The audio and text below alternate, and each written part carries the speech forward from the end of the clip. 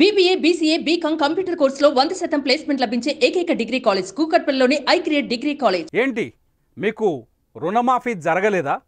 July 18వ తేదీన మీ loan ఖాతాలో డబ్బులు పడలేదా అని అడిగితే చాలామంది రైతులు అవుననే అంటున్నారు. ₹1,00,000 అప్పున్న వారికి మాత్రమే మాఫీ వచ్చింది. 1,00,000 దాటి ₹1 అదనంగా ఉన్నా వాళ్ళ మాఫీ పెండింగ్లో పడింది. ఎందుకు ఇలా జరిగింది? తోటి రైతులకు వచ్చిన మాఫీ మాకెందుకు రాలేదంటూ అనేక మంది రైతులు ఇప్పుడు అయోమయంలో ఉన్నారు. కారణాలేంటన్నదే ఇవాల్టి స్టోరీ. రుణమాఫీ మొదలైంది. జూలై 18వ తేదీ నుంచి రైతులకు రుణమాఫీని మొదలుపెట్టింది ప్రభుత్వం. రుణమాఫీని రేవంత్ ప్రభుత్వం 3 విడతలుగా చేస్తానని చెప్పింది. మొదటి విడతలో ₹1,00,000 లోపు రుణం ఉన్న వారికి అప్పు మాఫీ అవుతుంది. రెండో విడత ₹1,50,000 ఉన్న వారికి మాఫీ వస్తుంది. మూడో విడత 2 లక్షలు ఉన్న వారికి బ్యాంకులో అప్పు మాఫీ అవుతుంది. మరి మొన్న జూలై 18 నాడు 1,00,000 అప్పు తీసుకున్న వాళ్లలో కొందరికి రుణమాఫీ రాలేదు. ఎందుకు? చాలామంది రైతుల్లో ఈ విషయం ఆందోళన కలిగిస్తోంది. ఎందుకు రాలేదు అంటే ₹1,00,000 అప్పు తీసుకోవటం వేరు, బ్యాంకులో ఉన్న రైతు లోన్ అకౌంట్లో ₹1,00,000 అప్పు ఉండటం వేరు. రుణమాఫీ జరగలేదని అడిగేవాళ్ళు ఒక్క విషయాన్ని స్పష్టంగా అర్థం చేసుకోవాలని చెబుతున్నారు బ్యాంక్ అధికారులు. అసలుతో పాటు వడ్డీని కూడా మాఫీ చేస్తామన్న మాటను మరోసారి గుర్తు చేసుకోవాలని సూచిస్తున్నారు. అప్పు తీసుకున్న రోజు మన అసలు 1,00,000 ఉంటే మొన్న వచ్చిన మాఫీలో ఆ రైతు పేరు ఉండదు. ఇది క్లియర్. ఎందుకంటే అప్పు తీసుకున్న నాటి నుంచి రుణమాఫీ జరిగే నాటికి మనం తీసుకున్న అసలుకు వడ్డీ కూడా తోడవుతుంది. అసలు వడ్డీ రెండూ కలిపి 1,00,000 కంటే ఎక్కువ అయితే వాళ్లకు మొన్నటి విడత రుణమాఫీ జరగదు.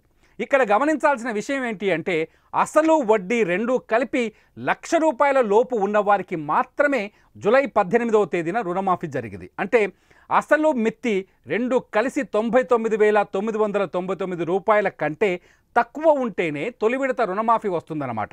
ఇలా రాని వారికి ఆగస్టు 15 లోపు రుణమాఫీ తప్పనిసరిగా వస్తుందని చెబుతున్నారు అధికారులు. కొందరు రైతులకు మొత్తం రుణం 1,00,000 లోపే ఉంది.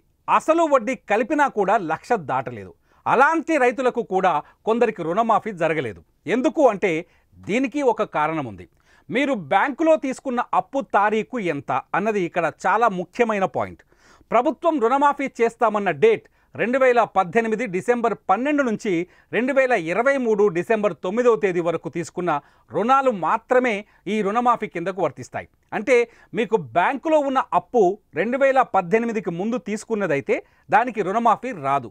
అలాంటి రైతులు 2018 నాటికి అప్పు కట్టి మళ్ళీ తీసుకుంటే వారికి రుణమాఫీ వర్తించేది.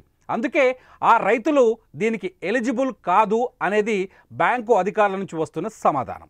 చాలా చోట్ల కొందరు రైతులకు 1,00,000 లోపు రుణం ఉన్నా మాఫీ మాత్రం 21,000, 23,000, 30,000 మాత్రమే వచ్చింది. ఎందుకు అని బ్యాంకు నిపుణులను అడిగితే వాళ్ళు కొంత స్పష్టత ఇచ్చే ప్రయత్నం చేస్తున్నారు. 2023 డిసెంబర్ 9 తర్వాత లోన్ తీసుకున్న వారికి మాత్రమే ఈ పరిస్థితి వచ్చి ఉంటుందని చెబుతున్నారు. 2023 డిసెంబర్ 9కి ముందు బ్యాంకులో వారికి ఎంత అప్పు ఉంటే అంత అప్పుకు మాత్రమే మాఫీ వర్తిస్తుంది.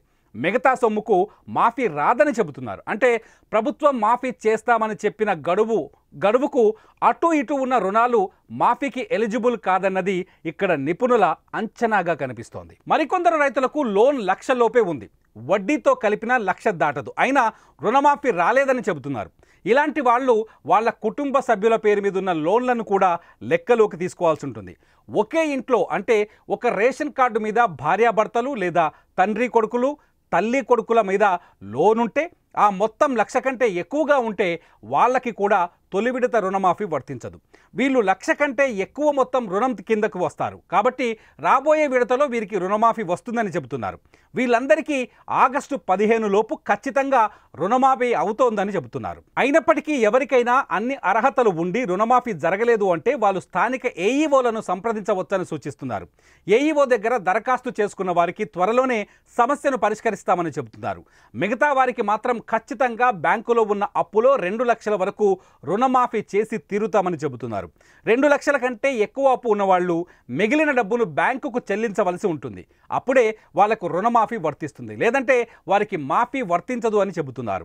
రుణమాఫీ జరగని వాళ్ళు కొన్ని విషయాలపైన స్పష్టత తెచ్చుకోవాలని చెబుతున్నారు. అసలు మనకు బ్యాంకులో ఎంత అప్పు ఉంది, దానికి వడ్డీ ఎంత అయ్యింది, అసలు వడ్డీ రెండూ కలిస్తే 1,00,000 కంటే ఎక్కువ ఉందా? ఎక్కువ ఉంటే రెండో విడతలో రుణమాఫీ జరుగుతుంది.